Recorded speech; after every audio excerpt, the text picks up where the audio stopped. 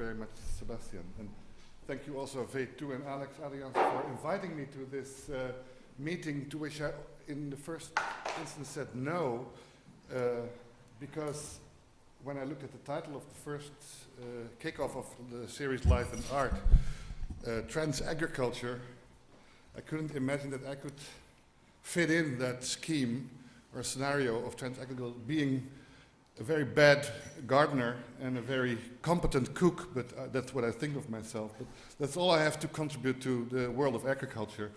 So, but then Alex told me I could stick to my theme of the urban culture, and well, after thinking a few minutes longer, I said, well, let's do that kickoff then.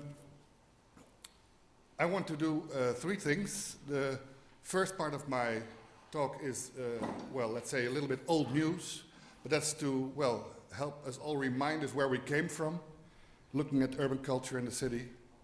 That's the story of the, well, the malleability or the manufacturability of modern cities. Then I will change my talk to what I call myself, and something I'm trying to develop, only the very preliminary phase of it, what I call a historical phenomenology of the city, concentrating on what I call the uses we make of cities. I will make a shift in my talk from the classical modernist functionalist discourse on urban culture and urban development to a phenomenological look at the city. And finally, I will try to give some preliminary idea of what an analysis like that could amount to. And maybe that's in the final end of my talk that might help us a little bit in the direction of the transagricultural and even avant-gardenist, which I think is one of the most beautiful neologisms I met the last few months. Reality we are discussing today. 20 years ago, around 1988, the city, in a sense, was rediscovered by administrators, by scientists, by architects, by project developers, and also by activists or active city dwellers.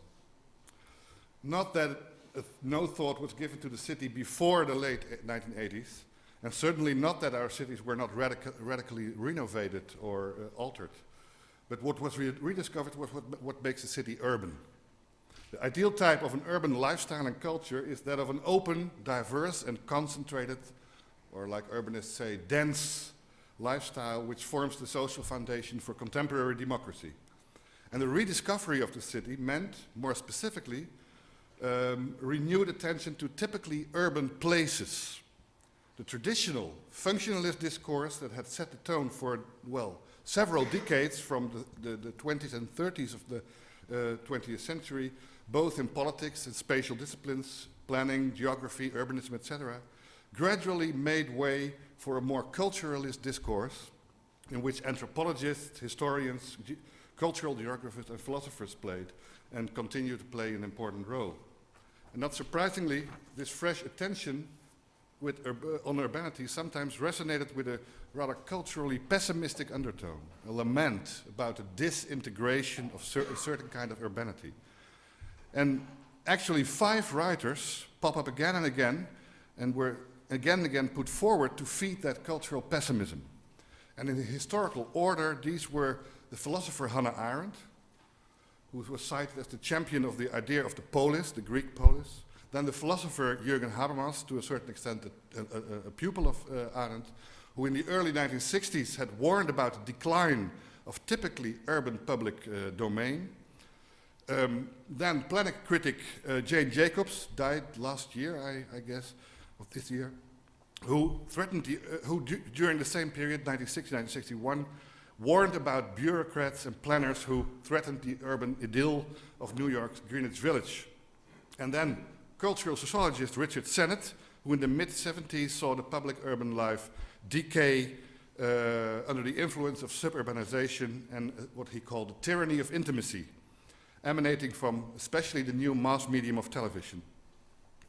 And then finally, in the line of these five critics, Marshall Berman, who also from New York, like Richard Sennett, who saw the vitality of modern 19th century city street being murdered by 20th century project developers, like Robert Moses in New York, following in the footsteps of Le Corbusier. And it's not very difficult to paint these writers and critics as nostalgists who were glorifying obsolete forms of urbanity and publicness, from the agora of the ancient Greece via the salons and coffee houses of the 18th century or the arcades of the 19th. And this was done, in fact, repeatedly, but at the cost of the realization that these authors were also the forerunners of another rediscovery, that of a trend in political philosophy that had been abandoned for long, that of republicanism, and republicanism not taken in the everyday sense, referring to the American party that just lost the presidential elections, but the philosophical republicanism with its great emphasis on active citizenship. In short, with this rediscovery of the urban place on the one hand, or urban public sphere on the one hand, and the republican in the form of the active, outspoken citizen, urban dweller on the other hand, we have one phenomenon at stake. This rediscovery of republicanism was mainly an academic phenomenon, limited to intense debates among colleagues in political theory, historiography, philosophy, etc., which found little or no resonance in the public debate itself. Or it would have to be that in the 1990s, such themes as citizenship and the sense of civic responsibility came into vogue again for the first time in decades and were not immediately associated with bigotry or moral censorship.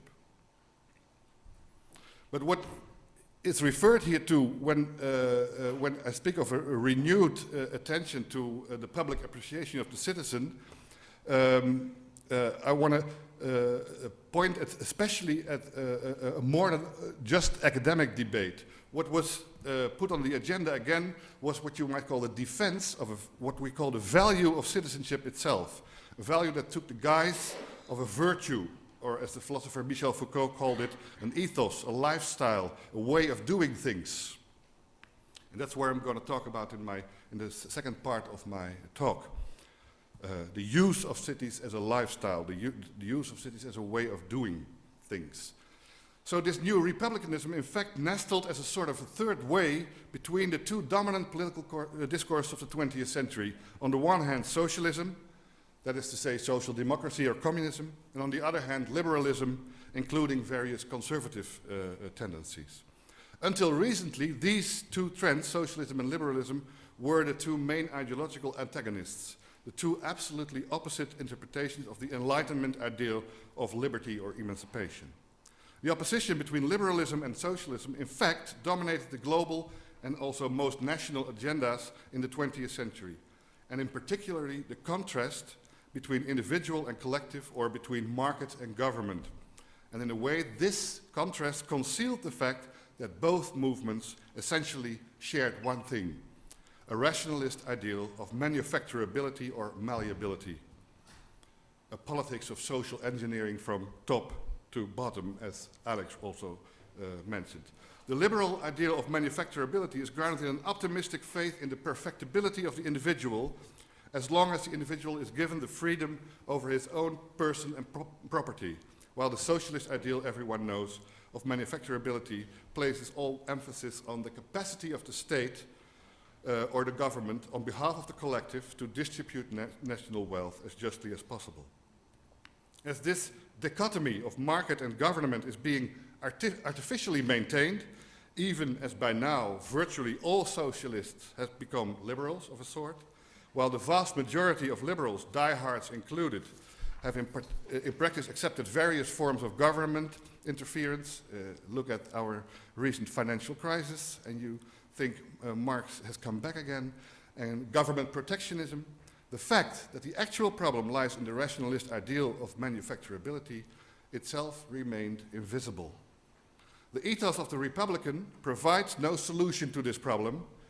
It would result in a third version of the ideal of manufacturability, but it does offer a possible way out, both from the obsolete government market dilemma as from the trap of manufacturability, the trap of the extreme makeover presented by liberal and socialist ideologues time and again.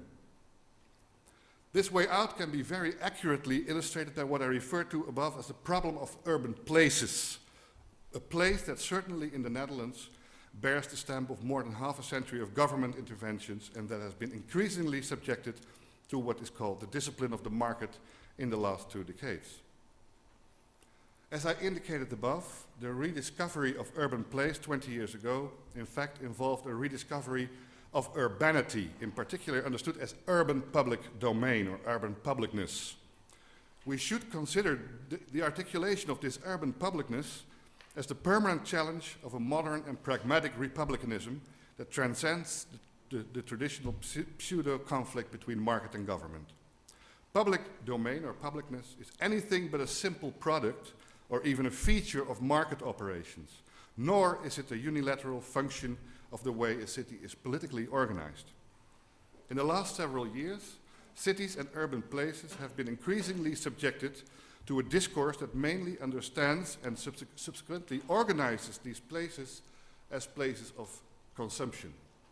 In this discourse, the city is understood as a global or regional or local stage for what is called the experience economy, the belevenis-economie in Dutch. And successful urban places are seen as the ideal facilitators of this economy. In the rest of this lecture, I will argue that this discourse of consumption represents in a certain way a very big step forward in comparison to the functionalism that was so characteristic of modernist urbanism and planning, because it provides more room for what I call the use of urban places, a perspective that understands urbanity first and foremost as a specific way to experience, as opposed to a spatial organizational pattern as a system with certain explicit functions. This step forward, however, is often cancelled out by viewing the consumption of urban places unilaterally as being determined by market operations alone. Especially in the Netherlands, with its rich tradition of area and urban development and urban planning, which is summed up in 5 nota's ruimtelijke ordening, national policy documents or spatial planning, and in a whole series of technical terms that have since become part of everyday Dutch speech, we know all about top-down social engineering. We know words like groeikernen, growth cores, woonerven, untranslatable, home zones, and even the cryptic Vinex-wijken, Vinex developments, the residents of which probably have no idea that this term refers to the Vierde Nota Ruimtelijke Ordening Extra, the 4th National Policy Document on Spatial Planning Extra. So these people are living in the 4th National Policy Document on Spatial Planning Extra areas. Everyday Dutch also features a whole series of more negative or denigrating terms that place the rich tradition of urbanism in a somewhat different light. We have bloemkoolwijken, cauliflower districts, slaapsteden, dormitory suburbs, of witte schimmel, white fungus, while terms like overloopgebieden, overflow areas, also a little bit false translation, stedelijke velden, urban fields, the compacte stad, the compact city, or the most beautiful of all, gebundelde deconcentratie, bundled deconcentration, roll off the average city administrator's tongue. Both the rich variety and the expansion of planning terminology reflect the self-evident presence and even dominance of a long-term, consistent policy of spatial and urban planning, starting in the early 20th century, and especially and with even greater emphasis from the period of reconstruction following the Second World War. In fact, the manufacturable city was mainly a social project before the war, but it became a genuinely national project after the war, and seemed to be a self-evident part of a whole series of grand national schemes and projects, like the inpoldering of the Zuiderzee and the Delta Project. Marshall Berman pointed out that in the United States, too, after the Second World War, the large-scale city expansion and the construction of a new network of highways and parkways, project that in many cases implicated the demolition of whole city districts, were applauded by the residents themselves, and as an essential form of modernization. Just as in the Netherlands, Americans perceived this extreme makeover of their cities as part of a great leap forward, as the beginning of a new, more prosperous life in a brand new urban environment. The engine of this future-oriented and optimistic transformation process was, of course, the automobile, which signified not merely ordinary mobility, but primarily social upward mobility as well. Whereas the explosion of spatial and social mobility in the US resulted in an unbridled suburbanization directed mainly by the market sector, the various national policy documents on spatial planning in the Netherlands seemed to be the government's attempt to regulate and even limit this process here. This regulation was particularly expressed in the idea of a compact city.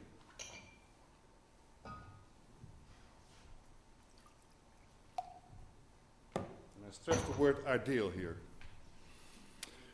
Compact city, which was also a trend that seemed to break with the modernist doctrine of the separation of functions, in which the purely analytical distinction between the four functions of habitation, work, recreation, and traffic was actually translated into a spatial segregation of these functions. Both the increase in scale of the urban area and increased mobility, as well as the increasingly manifest issue of the environment, seem to confirm the benefits of this separation of functions. And as a result, not much of the so-called compact city was actually realized. Arguments in favor of densification, that is to say striving for a high building density, or mixing of functions and of greater role for public transport, which together were supposed to make this compact city possible, in fact increasingly patterned out in the face of the reality of the neoliberal policy of the government in the 1980s, in which privatization and deregulation were supposed to reduce the rising costs of the welfare state. And it was precisely at this moment that interest in the urban places and urban public domain revived. As I have already indicated, to some extent, this interest, to a not insignificant degree, was a reaction to several decades of centralized urban development and spatial planning. A reaction to the unintended side effects of the separation of functions, according to some even a frontal assault on the separation of functions as such. But it was more than that. The renewed interest in urbanity was the product of a rather ambiguous, complex situation in which divergent processes crisscrossed one another, processes that sometimes reinforced one another and sometimes worked against one another. And within this wave of interest, the following 6 processes resonated. First, this crazy, stubborn continuity of striving towards a compact city for about 40, 45, 50 years without ever realizing it. And secondly, a national government in a process of retrenchment, particularly in the domain of spatial planning and public housing. Thirdly, the complex of globalization processes, liberalization of the world economy, increased labor migration, the rise of a network of global cities, of which the Randstad Holland is one. The process, fourth, of delocalization or deterritorialization under the influence of new media, of communication and information. Fifth, the rise of a global experience economy, I already referred to it, an experience economy of tourism and global mass media. And sixth, the transformation of nation states and national identities and national forms of citizenship. Several of these processes overlap, but each represents real problems, or challenges, as they say in neoliberal jargon, that are primarily reflected in the dynamics of urban reality. The most manifest and far-reaching consequence of this mishmash is the decline of the manufacturable city as a national political project, which was expressed, among other things, in the reception accorded to the final, I hope final, 5th National Policy Document on Spatial Planning. It was considered obsolete before the ink was even dry. So now I change my attention from the social engineering and manufactural city to the uses we can make of the city. In a series of publications I have tried, but not much more than that, tried to develop a historical phenomenology of the urban experiences and urban places. I have argued that publicness cannot be seen as a function of the modern city, like habitation, like traffic, like recreation, like leisure, a function that can be isolated, and that by extension the urban public space cannot be seen as a functional zone. as was the norm in the modernist doctrine of the separation of functions. The ideal of the manufacturable city was not only based on the idea of the four fundamental functions of the city, but in addition on a form of spatial determinism as an instrument of policy. Even in the current approach of the so-called Vogelaarwijken, we can still call them, our new minister said so, Vogelaar areas, a new term in the series, after housing minister Ella Vogelaar, of course, or aandachtswijken, attention areas, or prachtwijken, gem areas, or krachtwijken, power areas. This spatial determinism still operates. Spatial determinism assumes that it is possible to conduct social policy through spatial interventions. This was almost self-evidently the basis of modernist policy in the area of urban development and spatial planning at the time of the post-war reconstruction and construction of the welfare state. The light, air and greenery of the Bijlmermeer area in Amsterdam were supposed to make a new human being possible, said the flyers. Every spatial intervention was assigned a label, as it were, noting its social functionality. But while the construction of a ring motorway displaced the pressure of mobility from the inner city to its outskirts, and in this way had a positive functional impact on the traffic function of the city as a whole, as well as on the habitation function of the inner city, the construction of a square does not lead in a comparable way to the reinforcement of urban public domain or urban publicness. Publicness is not an explicit function, but an implicit or indirect function, or to put it in a more philosophical, but not specifically better way, a transcendent quality of the particular use that is made of the urban space.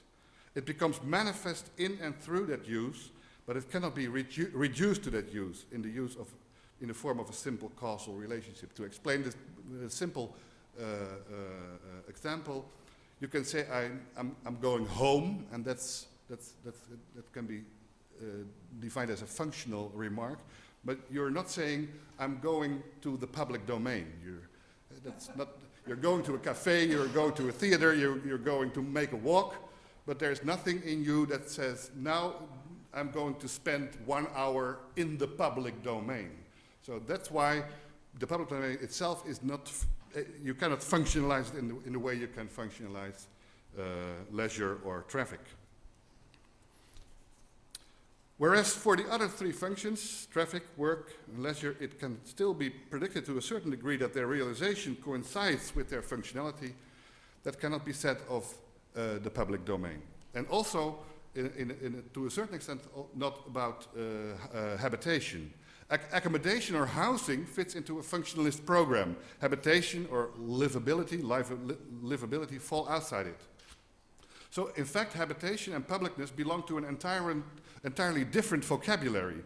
And here I deliberately use the word vocabulary instead of discourse, because the latter term refers to an explicitly ordered and regulated way of speaking and citing and acting, while vocabulary belongs more to the world of the everyday use and everyday experience of urbanity and urban places. There is no discourse of habitation, and one can barely speak of any discourse of urban publicness.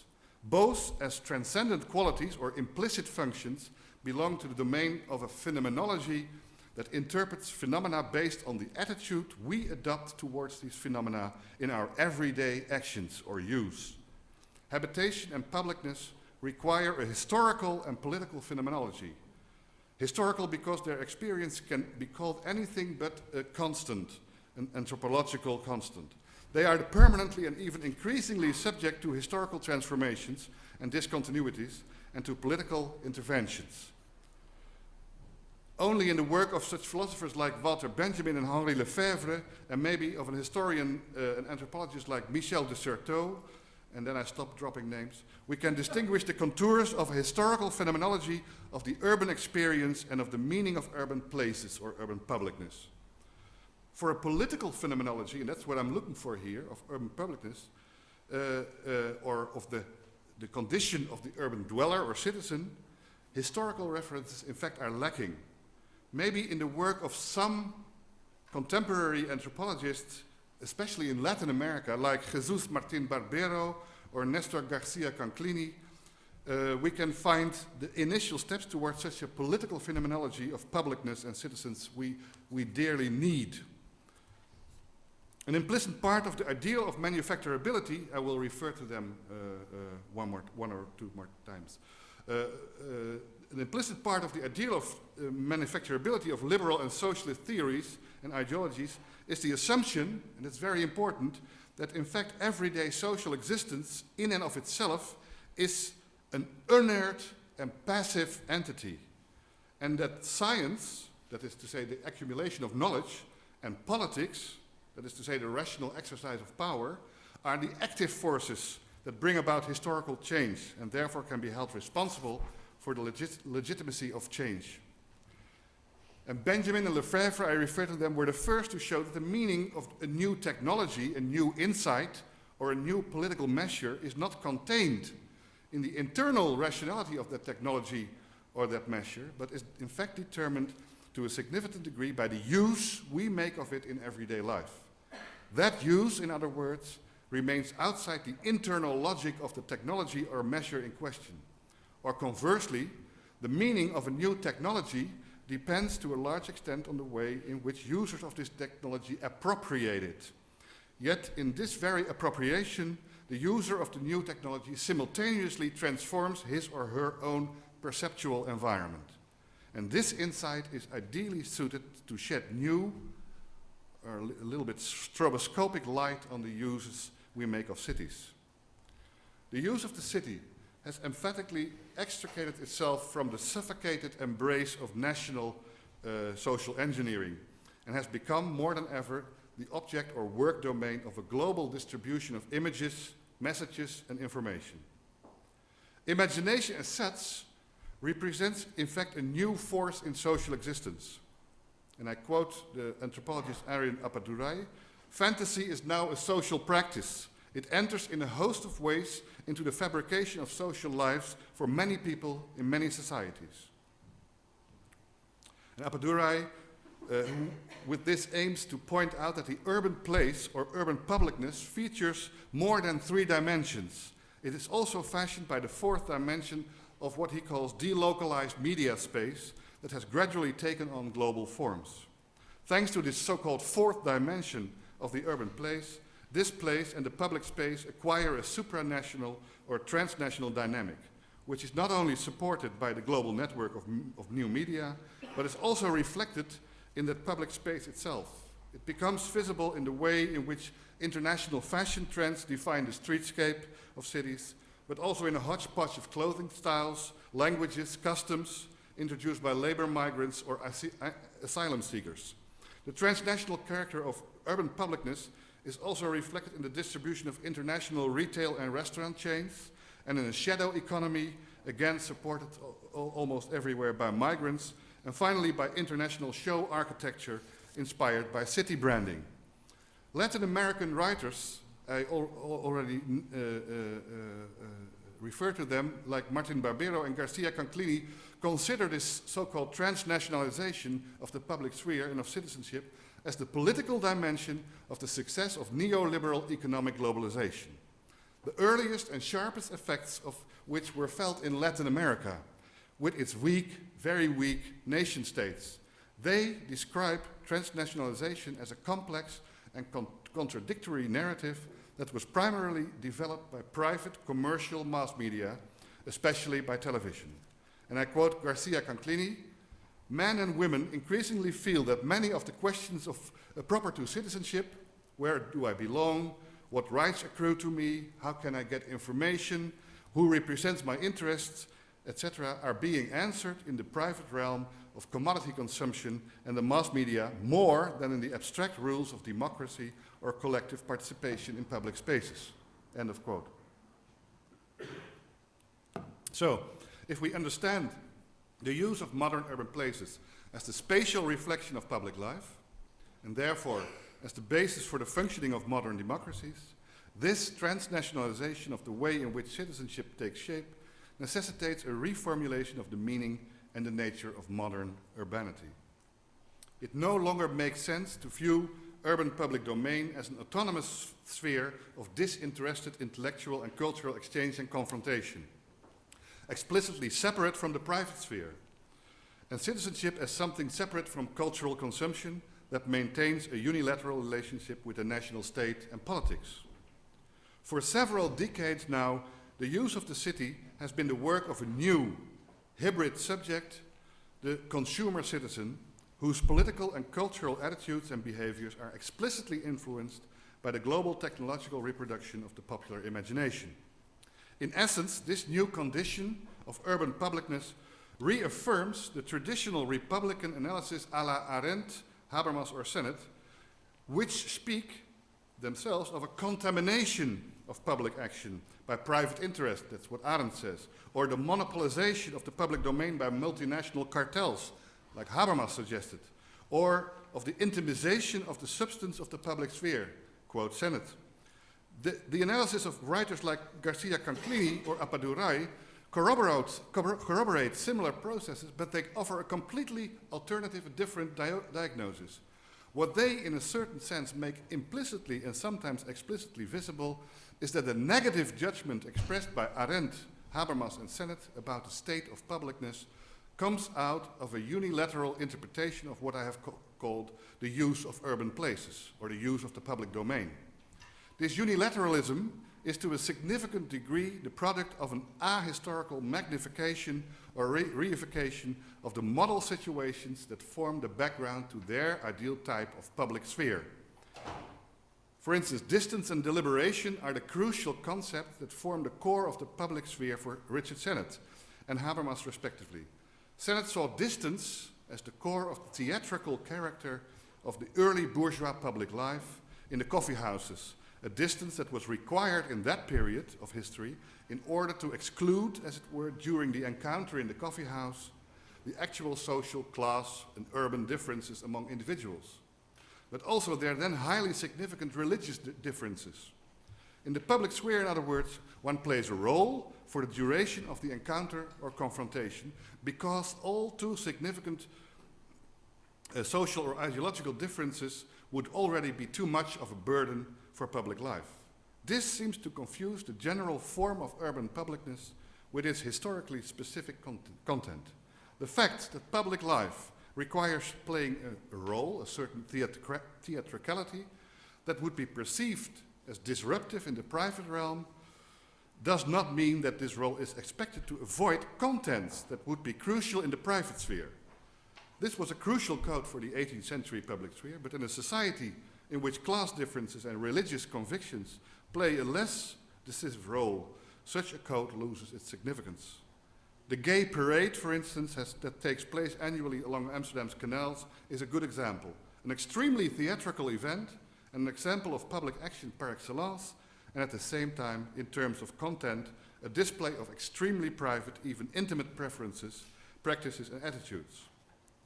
And in the same way, also Habermas' identification of public action and of the public space with deliberation suffers from the magnification of an early bourgeois culture of civilized salon conversations in which erudition was the quintessential social standard. The contemporary transnational use of the city as a quintessential form of public action, in part shaped by global mass media, can no longer be judged in terms of distance or deliberation alone. Which brings me to my final remarks. There are several.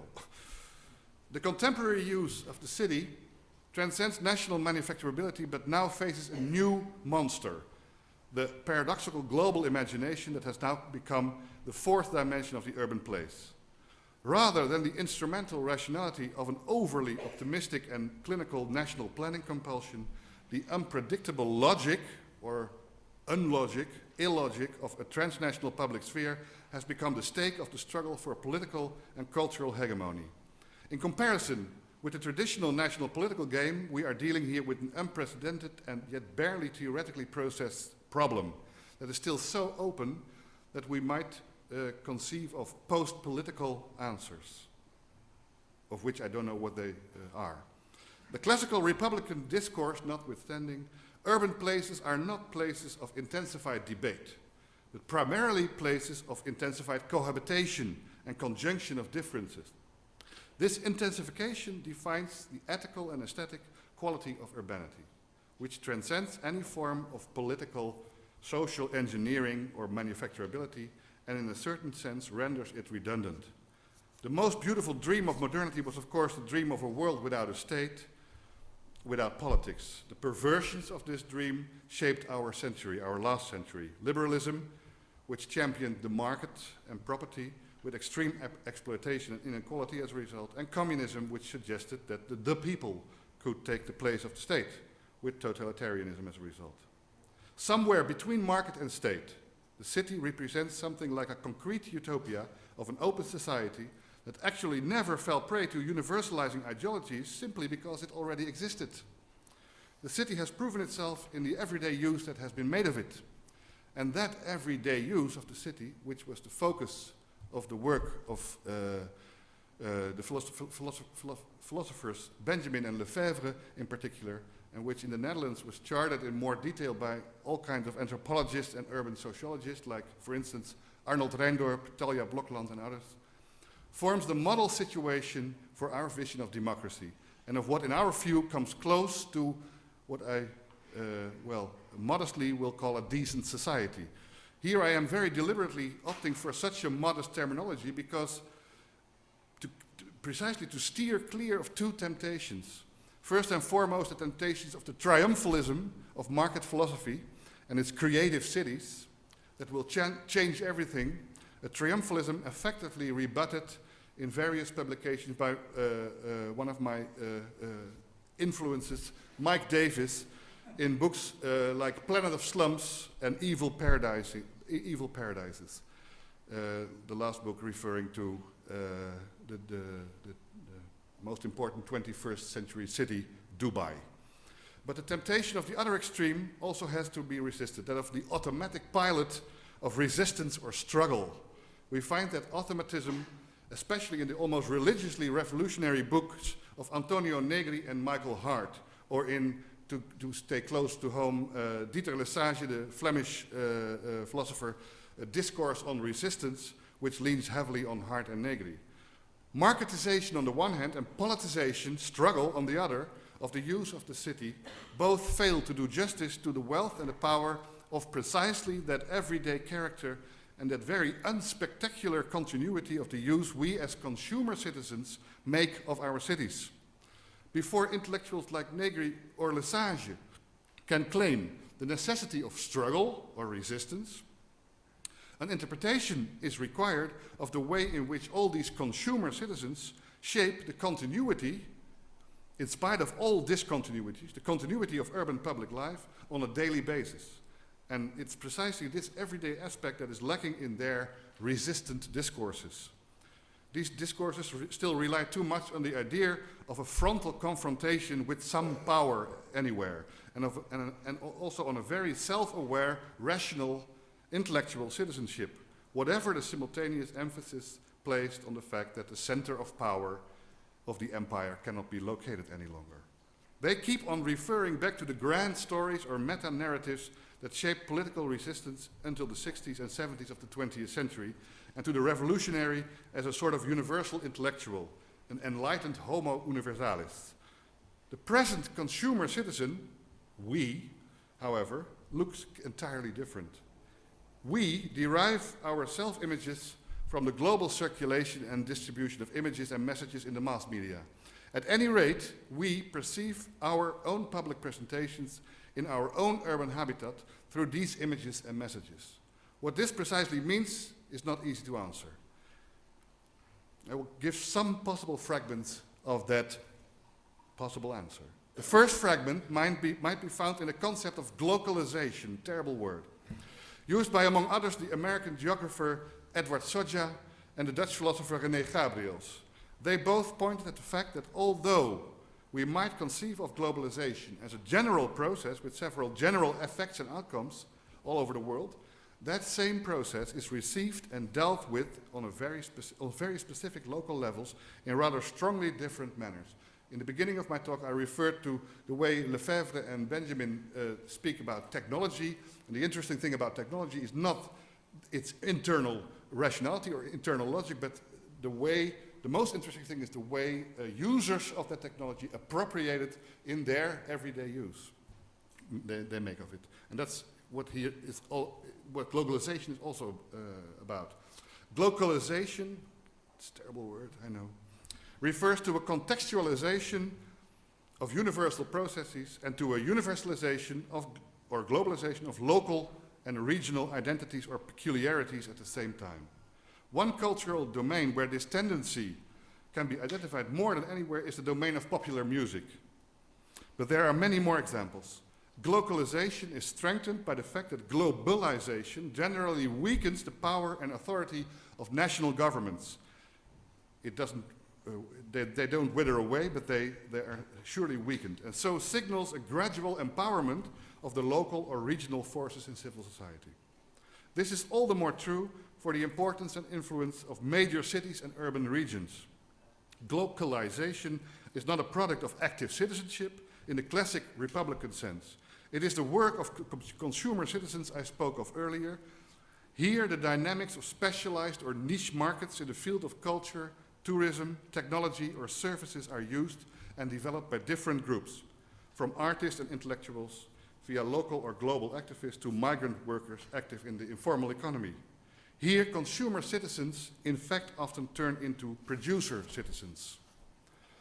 A second fragment of a possible answer to the present globalizing condition might be found in what I would call the rise of, I referred to it earlier, transnational politics. With transnational politics, I am not simply referring to NGOs operating on a global level, but more specifically to movements on a more grassroots level, from on the one hand the usual suspects of the anti-globalist movement, but on the other, the not so usual suspects of different neo-nationalist or chauvinist and populist movements, like here in the Netherlands, the Fortuin movement, the Proud of the Netherlands movement of Rita Verdonk, or the Freedom Party of Geert Wilders. Although these movements seem to testify of a rather narrow-minded worldview and a sometimes explicitly xenophobic attitude, they at the same time seem to represent a new way of doing politics. The leaders of these movements are actively exploiting the power of the new media. They explicitly address a supra- or transnational audience, like Hirsi Ali did with her movie Submission, or Wilders with his movie Fitna. They moreover use their presence in the new media, in all the media, to contradict or attack the way politics is usually done. That is, they contradict the legitimacy of representative and deliberative democracy. But that is exactly what the anti-globalists also do. The latter do so to develop a post-national political agenda, the former to restore national safety or integrity. But they both operate on a transnational level while addressing transnational problems like migration, cultural identity, or ecological disaster. Wilders and Hirsi Ali, as well as the anti-globalists, do so by adopting a confrontational or agonistic definition of politics. And by doing so, they relocated politics not only from a national to a transnational level, but also from the traditional institutions of representative democracy, like parliament, to what Republicans traditionally called the public domain. Which brings me to my third and last fragment, the possible future, or better futures, of democracy as a political ideal and a political instrument. We can now look at these futures from a global or transnational perspective. That perspective shows an extremely diverse picture of what democracy is all about. Against the Eurocentric or Western perspective, from which it was possible to introduce the practice of exporting Western-style democracy by arms to countries like Iraq or Afghanistan, we now can point at the extremely different styles and practices of democratic politics in, for instance, Latin America, India, Japan, or even Indonesia, or the impressive economical and political success of a one-party political system of a country like China. To give just one example, the gradual democratization of most of the Latin American countries has resulted, in a general perspective, in more distance and more independence from the political and economic dominance of the United States, and as well as in a proliferation of regional and national cultures in Latin America itself, and in a newly grown local or national self-confidence. Combined with the rise of transnationalism, these new expressions of national, local, or ethnical self-confidence may instigate new forms and practices of democracy and self-organization. Self-organization has nowadays three phases. The phase of the market, which makes the consumer or the consumer producer in many ways into a citizen, the phase of relative local autonomy, which is strengthened thanks to the relative weakening of national government, and which might be used to stimulate a more active urban culture and politics. And finally, self-organization is confirmed and stimulated by the distributive and sometimes also chaotic power generated by the newest media of communication and information. These media not only create new relations between private and public spheres, but they transgress the given borders of national culture and national politics. It is in these domains where new democratic practices, new forms of cultural citizenship will be developed. This is not something to be desired, it is a simple fact. The problem is that simple fact isn't simple at all. It can develop into dangerous practices of populist xenophobia, but these same populist practices may also constitute the start of a new practice of democratic politics and of a new type of citizenship. We are, I think, in the middle of that development. Thank you.